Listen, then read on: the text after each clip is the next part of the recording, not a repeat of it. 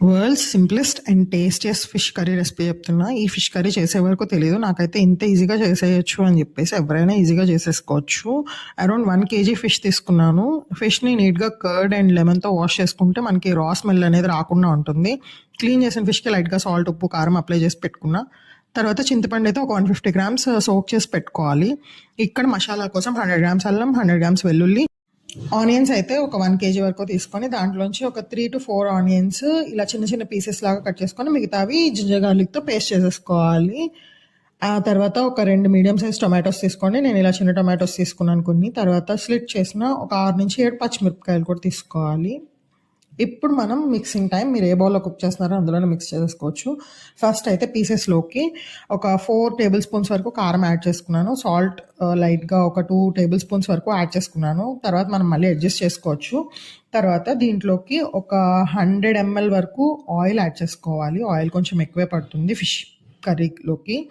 తర్వాత దీంట్లోకి మనం ఏదైతే ఆనియన్, జింజర్, గార్లిక్ పేస్ట్ చేసుకున్నామో దాన్ని యాడ్ చేసేసుకోవాలి.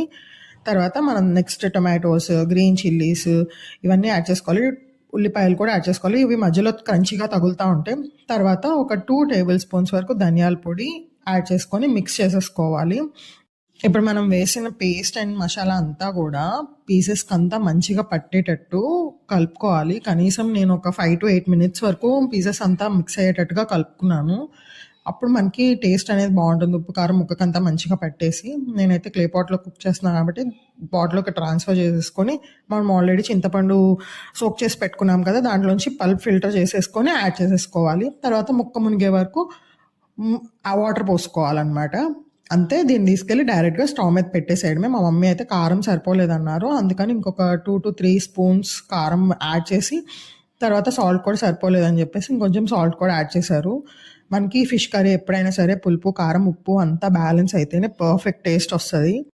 స్టార్టింగ్‌లో స్పూన్‌తో జెంటిల్‌గా కలపొచ్చు. బట్ లేటర్ మనం వెజల్‌ని షేక్ చేస్తూ కలుపుకోవాలి. అప్పుడు ఫిష్ బ్రేక్ అవ్వకుండా ఉంటుంది. తర్వాత కొంచెం కొరియాండర్ అండ్ కరివేపాకు యాడ్ చేసుకున్నాను. ఆయిల్ పైన సెపరేట్ అయిపోయి ఫిష్ పీసెస్‌ని మనకి బల్జ్ అవుతాయన్నమాట. నేను చూపిస్తాను. బల్జ్ అయితే మనకి కర్రీ రెడీ అయిపోతుంది.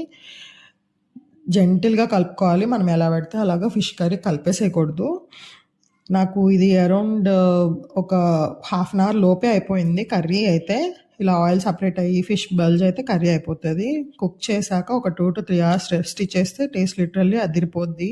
ఆ కారం, పులుపు పీసెస్‌కి బాగా పట్టి నోట్లో బ్లాస్టే. ఫిష్ కర్రీలో పీసెస్‌ని సర్వ్ చేయడం కూడా ఒక ఆర్ట్. చూసారు కదా ఎంత సింపుల్‌గా చేశానో. టేస్ట్ మాత్రం అదిరిపోద్ది. డెఫినిట్‌గా ట్రై చేయండి. Thank you for watching.